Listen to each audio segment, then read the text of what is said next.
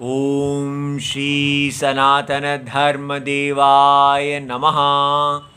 कक्षा संख्या 38 पुस्तक है मनुस्मृति जी और हमारा उद्देश्य है धीरे धीरे सनातन धर्म जी को राम जी गुरु राम जी की परम कृपा से समझना। प्रयोग की जा रही पुस्तक है मनुस्मृति ही, काशी संस्कृत ग्रंथमाला 114, चौखंबा संस्कृत भवन वाराणसी। हर श्लोक पढ़ने के बाद उसके पर्यंत अंत में भगवान गुरुजी कुल्लूक भट्ट जी का भाष्य पढ़ा जा रहा है। सर्वेषां तु नामानि कर्माणि च पृथक् पृथक् वेद शब्देभ्य एवादौ पृथक् संस्थाश्च निर्ममे। अध्याय नंबर 1 और श्लोक नंबर 21। तो पिछले श्लोक में मनु जी ने ऋषियों को बताया कि किस प्रकार ये जो स्थूल सृष्टि है जिसमें हम रहते हैं, कैसे इस सृष्टि को सूक्ष्म सृष्टि से बनाया गया।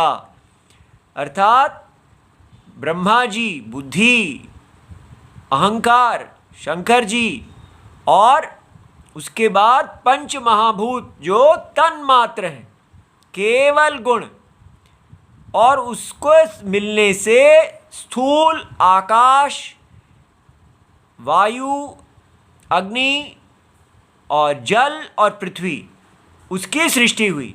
और उसमें भी गुणों को बताया गया किस प्रकार पूर्व कारण का गुण उत्तर उत्तर कार्य के अंदर रहता है। इससे हमें समझ में आता है कि कारण का नाश नहीं होता, ठीक है, कारण वही रहता है लेकिन उसके अंदर कार्य का गुण आ जाता है। तो आकाश में शब्द गुण है, वायु में कारण का शब्द गुण आ जाएगा और कार्य का स्पर्श गुण आ जाएगा। इससे क्या समझ में आया कि आकाश के अंदर वायु एक विकल्प है। जैसे रस्सी के अंदर सांप आ गया, रस्सी वहीं रही, उसने सांप को धारण कर लिया।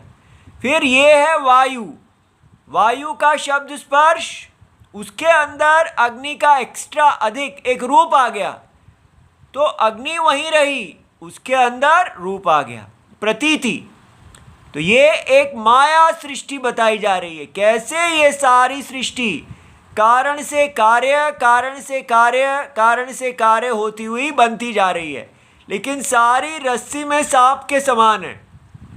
तो विचार करने पर हम पीछे जाएंगे तो सीधा ब्रह्मा जी तक पहुंच जाएंगे।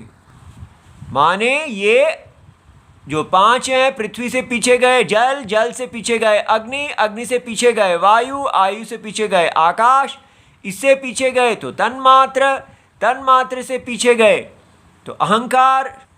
सारी सृष्टि अहंकारमय है। शंकर जी, उनसे पीछे गए तो ब्रह्मा जी, उससे पीछे गए तो सुषुप्त पुरुष, और उससे पीछे गए तो केवल निरुपाधिक परम ब्रह्म। इस प्रकार इस समय ये जो सृष्टि चल रही है, इसका उद्देश्य ये दिखाना कि ये सारी सृष्टि आत्मज्ञान का उपाय है। जब इस प्रकार हम देखते हैं कि ये सारी सृष्टि तो सत्य के अंदर एक माया नाम रूपों का आना है, और सत्य अज्ञान के कारण अपने आप को जीव देख रहा है। हम लोग तो बार बार जन्म होता जा रहा है, वो दिखाया गया। अब ये अगला श्लोक, सर्वेषां तु सह नामानि कर्माणि च पृथक् पृथक् वेद शब्देभ्यः एव आदौ पृथक् संस्थाश्च निर्ममे। इसका अर्थ देखते हैं। तो सहा, इसमें क्रम को जोड़ना है, तो इस प्रकार सहा परमात्मा, ठीक है। तो कुल्लूक भट्ट जी हमें बता रहे हैं ये सहा का मतलब माने वह। तो वह कौन? वह परमात्मा जो इस समय हिरण्यगर्भ रूपेण अवस्थितः। तो हिरण्यगर्भ कौन है? सह परमात्मा पुरुष, परम सत्यम जो हर देह में जीव रूप से इस समय उपलब्ध है, तो वो पुरुष जो है अज्ञान की अवस्था में, ठीक है, अविद्या कल्पित नाम रूपों को प्राप्त हो रहा है। तो वो पुरुष हिरण्यगर्भ, ये महत ब्रह्मा जी का नाम ही हिरण्यगर्भ है, तो हिरण्य रूप से वो अवस्थित है, ठीक है। तो ये सृष्टि के क्रम में, माया सृष्टि में पुरुष परमात्मा जो है अपने अज्ञान अवस्था में हिरण्यगर्भ रूप से दिख रहे हैं। तो उसी को कहा हिरण्यगर्भ रूपेण अवस्थिता। तब उन्होंने क्या किया, सर्वेशाम नामानि, सहा परमात्मा जो हिरण्यगर्भ रूप से स्थित थे, सभी नामों को, कौन से नामों को, अब ध्यान देना है, गो जाते हैं गौहू इति, वेद में जो नाम है वो केवल जाति को कहने वाले हैं, ठीक है, ये बात समझना है। जैसे ही आपके मन में गो, गाय ऐसे बोलते हैं, तो आपको कैसे उस शब्द की शक्ति से सारी गो जाति का स्मरण हो जाता है, जाति के अंदर कितनी व्यक्ति होती है, ठीक है, ये समझना है। तो जाति माने जैसे अब गाय तो इतनी सारी हैं, काले रंग की कपिला गाय है, भूरे रंग की गाय है, श्वेता सफ़ेद रंग की गाय है, और उसमें भी कितनी प्रकार की हैं, भारतीय गाय है, विदेशी गाय है। लेकिन जब हम कहते हैं गाय, काव शब्द बोलते हैं, तो वेद का जो शब्द है गो, तो उन्होंने वेद के शब्दों को स्मरण किया, सर्वेशाम नामानि, जैसे ही शब्द का स्मरण किया तो उनको गो जाति अर्थ का स्मरण हो गया। शब्द का ये शक्ति है कि वो अपने अर्थ का स्मरण कराती है। इसी तरह उन्होंने कहा अश्व जाति, जाते, अश्व शब्द बोला तो सारे संसार के अश्वों, जिसमें अनेक विशेषता है, लेकिन सब सारे घोड़े कहीं से भी ले आओ, वो सारे घोड़े अलग अलग हैं, लेकिन उनके अंदर एक जाति नाम का एक गुण है जो समान है। वो समानता से हमें पता चल जाता है कि ये घोड़ा अश्व है, ये गाय नहीं है। गाय और घोड़े में हम भेद कैसे देख लेते हैं, जाति को जानते हैं हम, ठीक है। जाति के गुण सारे के सारे गो व्यक्ति के अंदर होते हैं। तो इस प्रकार ब्रह्मा जी ने, जो हिरण्यगर्भ हैं, उन्होंने वेद के शब्दों के आधार पर, और वो शब्द जो है वो व्यक्ति को विषय नहीं करते, जाति को विषय करते हैं, ये बहुत महत्वपूर्ण है। उन्होंने स्मरण किया और सारे अर्थ उनके सामने आ गए। ये शब्दों का शक्ति होती है कि शब्द अपने अर्थ का जो है वो प्रकट करता है, अर्थ का स्मारक होता है। अभी भी आप देख सकते हैं, जो भी शब्द आप बोलेंगे तो उसका अर्थ आपके सामने आता है, अगर आप उसको जानते हैं, ठीक है। फिर तब क्या किया, तो ब्रह्मा जी ने, सहा परमात्मा जो ब्रह्मा रूप से स्थित थे, सर्वेशाम नामानि कर्माणि च पृथक पृथक, सारे नाम और कर्म भी, ठीक है। अब कर्म क्या है, ब्राह्मणस्य अध्ययन आदीनि। अब ध्यान से देखिए कैसे आ रहा है वर्णाश्रम धर्म। इतनी मेहनत करनी पड़ी मनु जी को बताने के लिए कि पहले जानो कि ये सृष्टि कैसे आ रही है। ब्राह्मण का वेद अध्ययन का जो धर्म है, आदि और भी है, लेकिन सबसे प्रधान उसमें वेद अध्ययन, वेद का रक्षा करना है। तो ये जो धर्म है ये कैसे आया कि पूर्व सृष्टि में भी ब्राह्मण जो हैं वो इसी प्रकार वेद अध्ययन का धर्म कर रहे थे। तो उसी प्रकार ब्रह्मा जी ने वेद के आधार पर ब्राह्मण का क्या कर्म होना चाहिए ऐसा जाना। तो वेद के आधार पर जान लिया उन्होंने कि ब्राह्मण का कर्म अध्ययन होना चाहिए, और क्षत्रियस्य प्रजा रक्षण रक्षा आदि।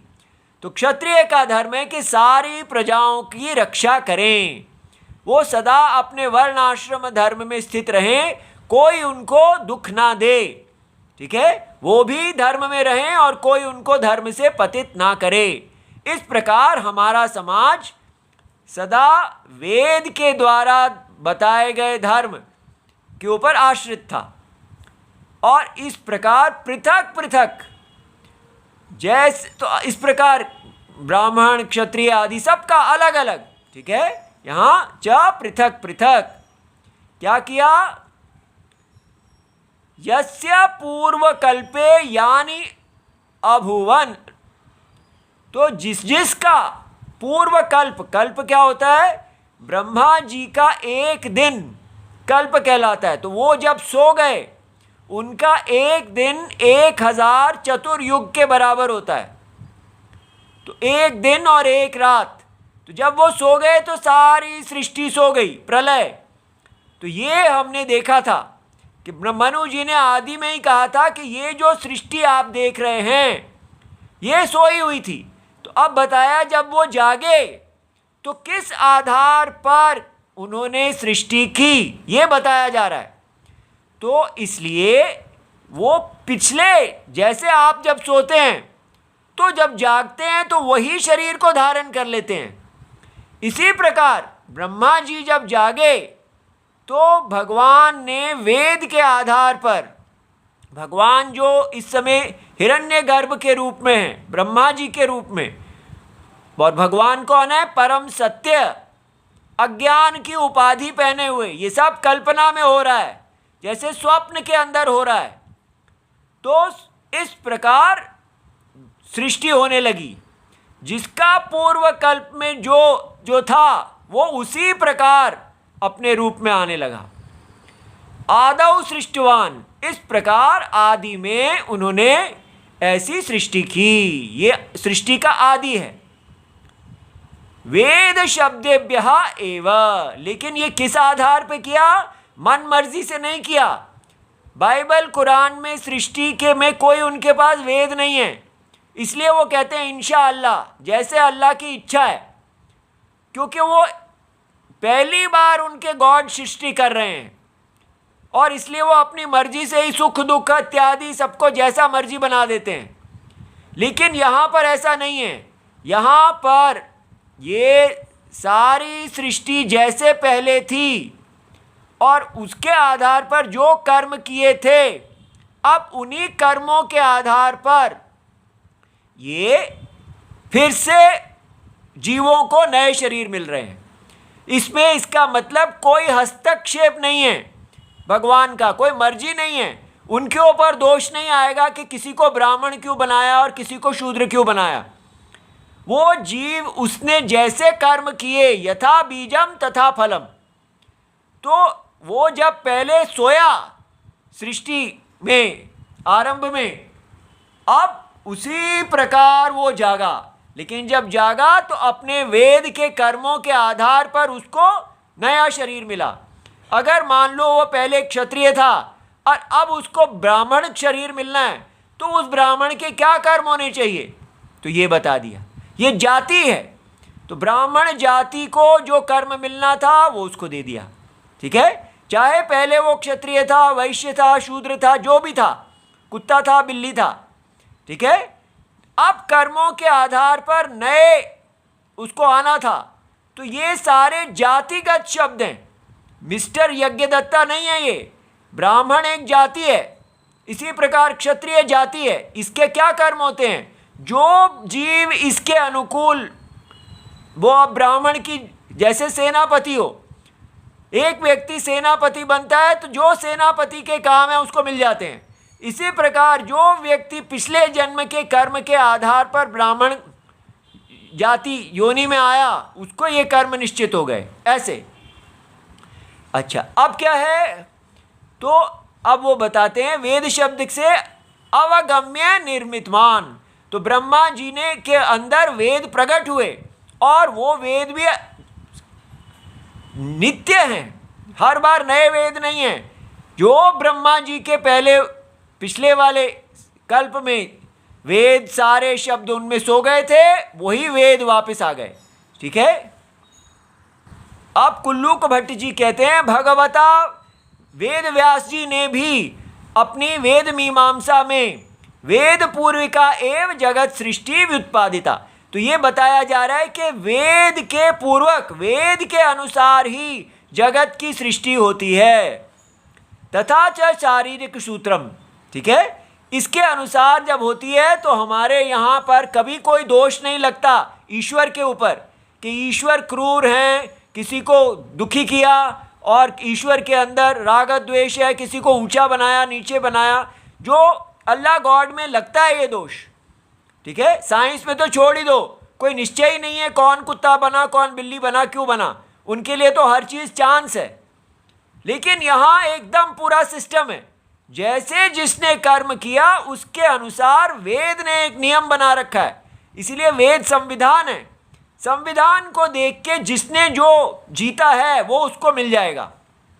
तो वेद व्यास जी क्या कहते हैं अपना सूत्र में, कहते हैं शब्द इति चेत न अतः प्रभवात प्रत्यक्ष अनुमानाभ्याम, सूत्र संख्या 1328। तो इसका अर्थ बताया अस्य इति अर्थः। तो कुल्लूक भट्ट जी जो शारीरिक सूत्रम, शरीर में रहने वाले ये ब्रह्म सूत्र के ही सूत्र का अर्थ बता रहे हैं। वो कहते हैं अस्य अर्थः देवता नाम विग्रहवत्वे। अब देवताओं का शरीर कहा गया है कि देवता भी जीव हैं, जैसे वसु देवता, ठीक है, इंद्र देवता आदि, उनका शरीर होता है लेकिन सूक्ष्म शरीर होता है, वो भी जीव हैं, उन्होंने भी अपना स्थान कमाया है। तो वैदिके वसु आदि शब्दे, तो वेद में ये शब्द हैं वसु इंद्र आदि। तो देवतावाचिनी वो देवता को कहते हैं। तो विरोधा स्यात्, तो अगर ये कहते हैं कि इंद्र किसी देवता का नाम है, अब मिस्टर इंद्र, मिस्टर वसु, इस प्रकार मिस्टर आदित्य, ये सब नाम है, तो अगली बार कोई इंद्र उनका नाम ना हो, उनका नाम यज्ञदत्त हो जाए। तो इससे ये समझ में आता है कि वेदस्य आदिमत्वम, ये तो वेद नित्य है ही नहीं, ये तो कई अभी पैदा हुए इंद्र के बारे में बता रहे हैं। ऐसा प्रसंग आ गया इति चेत, तो नास्ति विरोधः, तब विरोध नहीं है। कस्मात, ये आप समझ में आए। आजकल भी लोग यही कह रहे हैं कि वेद तो गंधार के बारे में शब्द बोल रहे हैं, काशी के बारे में बोल रहे हैं, तो वो तो आजकल की नगरियां हैं, तो वेद नित्य कैसे हो सकते हैं। काशी नित्य है, गांधार अगर वेद ने कहा है तो हर कल्प में काशी और गांधार होगा, ठीक है। इसी प्रकार यहां भी बताया जा रहा है अतः शब्दात एव जगतः प्रभवात उत्पत्तेः प्रलय काले, कहा शब्द से जगत की उत्पत्ति होती है, ठीक है। उत्पत्तेः प्रलय काले, प्रलय काल जब आता है, जब सब सो जाते हैं, अभी सूक्ष्म रूपेण परमात्मनि वेद राशि स्थितः, ये सारे वेद के शब्द परमात्मा में ही सो रहे होते हैं, बीज रूप से हैं। सह इव कल्प आदौ, जब ये कल्प आरंभ हुआ, ब्रह्मा जी जागे तो हिरण्यगर्भस्य परम आत्मनः एव, तो हिरण्यगर्भ का परमात्मा का ही प्रथम देही मूर्ते, तो वो जो पहले देह की मूर्ति है, मनसी अवस्था अनंतरम, अवस्था अंतरम अनापन्नः, तो उन्होंने अपने मन में वो अवस्था अंतरम उसको बदला नहीं। सुप्तः प्रबुद्धस्य, जैसे वो सोए थे वैसे ही जागे, इसी को बोलते हैं सारी सृष्टि को सोना और जागना। तो ब्रह्मा जी का अभी एक दिन हुआ है, वो एक दिन 1000 युगों के बराबर है, तो वो सोए, सारी सृष्टि सो गई, लेकिन वो ब्रह्मा जी को वेद के अनुसार फिर से देखा गया परमात्मा के द्वारा, और फिर से ब्रह्मा जी जब उत्पन्न हुए तो उनके अंदर, उन्हीं के शरीर के अंदर ब्राह्मण क्षत्रिय आदि वैश्य चूहा बिल्ली सब जाग उठे, ठीक है, सब वेद के अनुसार। तेन प्रदीप स्थानीयेन, तो जैसे एक दीपक होता है, सुर नर तिर्यक आदि, तो देवता हो, नर हो या जानवर हो आदि, प्रविभक्त जगत, ये सारा जगत इतने सारे जीवों में प्रविभक्त है। अभिधेय भूतम निर्मिमे, अभिधेय होता है शब्द का अर्थ, ये सब शब्द के अर्थ हैं और जाति हैं, कोई विशेष नहीं है। देवता एक जाति है, नर जाति है, जानवर एक जाति है। इसलिए वेद जो है वो नित्य रहते हैं, क्योंकि वो कभी किसी विशेष की बात नहीं करते, वो सामान्य की बातें कर रहे हैं। कथम इदम गम्यते, ये कैसे जाना जाता है? तो कहा प्रत्यक्ष अनुमानाभ्याम। तो प्रत्यक्ष अनुमान का मतलब ये नहीं है, तो साइंस कहती है कि हम तो दुनिया डायरेक्ट ऑब्जर्वेशन और अनुमान से जानेंगे, लेकिन ये कैसे जाना जाता है? तो श्रुति जब प्रत्यक्ष का शब्द प्रयोग करती है, उसका मतलब है श्रुति स्मृतिभ्याम, माने प्रत्यक्ष इज इक्वल टू श्रुति अनपेक्षत्वात्। श्रुति का जो प्रमाण है वो किसी अन्य की अपेक्षा नहीं करता, ठीक है, इसलिए वो स्वतंत्र प्रमाण है। वेद को किसी और की आवश्यकता नहीं है। जैसे प्रत्यक्ष आंखें जो कहती हैं वो किसी से पूछ के नहीं करती, इसी प्रकार वेद धर्म और आत्मा के विषय में अनपेक्ष है। इसलिए कहा ये बात श्रुति से जानी जाती है। और कहाँ से? अनुमान का मतलब लेना है स्मृति, क्योंकि स्मृति जो है वो सापेक्ष है, श्रुति के ऊपर आश्रित है, और अनुमान भी प्रत्यक्ष के ऊपर आश्रित होता है। इसलिए ये बात जो यहाँ कही गई है कि सृष्टि ऐसे होती है, ये वेद और स्मृति से जानी जाती है। तो स्मृति का उदाहरण दिया जाता है, एते इति वै प्रजापति ही देवान असृजत। प्रजापति ने देवों को बनाया। कैसे बनाया? तो ये शब्दों को देख के, ठीक है, तो असृगम इति मनुष्यान, जब मनुष्यों को बनाना तो उन्होंने असृग ऐसे शब्द बोला। इंदवः इंदु, चांद को बोला तो पितरों को बनाया। तिरस पवित्रम, ये शब्द बोला तो उनको यज्ञ पात्र ग्रहण की इसका अर्थ समझ में आ गया। आशवः इति ऐसा शब्द बोला तो स्तोत्रम समझ में आ गया। विश्वानी ऐसा बोला तो उनको सारे शास्त्र जो शस्त्र हैं वो समझ में आ गए। असौभगाः ऐसा बोला तो सारी प्रजाएं अन्य जो बाकी हैं वो दिखी। तो इससे समझ में आ रहा है एक शब्द बोलते हैं अर्थ दिखता है, ऐसे करके सृष्टि हुई। तो यही बात स्मृति में भी लिखी हुई है। तो अभी जो हम श्लोक पढ़ रहे हैं यही है, सर्वेषां तु नामानि, मनुस्मृति में लिखा है इत्यादि मनुवादि प्रणीता एव। तो प्रकथ संख्या इति च। अब यहाँ ये शब्दों का अर्थ रह गया था कि उन्होंने ये सब वेद के साथ कर्म बनाए, नाम लिए, और फिर पृथक संस्था भी निर्माण की। वो क्या है? तो पृथक संस्था है लौकिकीश्च व्यवस्था, कुलालस्य घट निर्माणम। जो कुंभकार है उसका काम, कुम्हार का काम हुआ घट बनाओ। कुविदस्य जो बुनकर है उसके लिए पट निर्माणम, कपड़ा बनाओ इति। सब वेद के अनुसार जो जो जिसके लिए कर्म निश्चित था व्यवहार में, सब ऐसे ही हुआ। तो बाजारवाद नहीं था जिसकी जो मर्जी है करे, सब अपने अपने कर्मों में पैदा हुए। आदि का विभागे न निर्मितवान, ये बहुत बड़ी बात है। और हमने इसी को ही कि ये सबसे बुरा चीज़ है, जन्म से ही उनके कर्म कैसे निश्चित हो सकते हैं, सब छोड़ दिया। इस पे विचार करना चाहिए। इति सर्वम शिवम प्रणाम।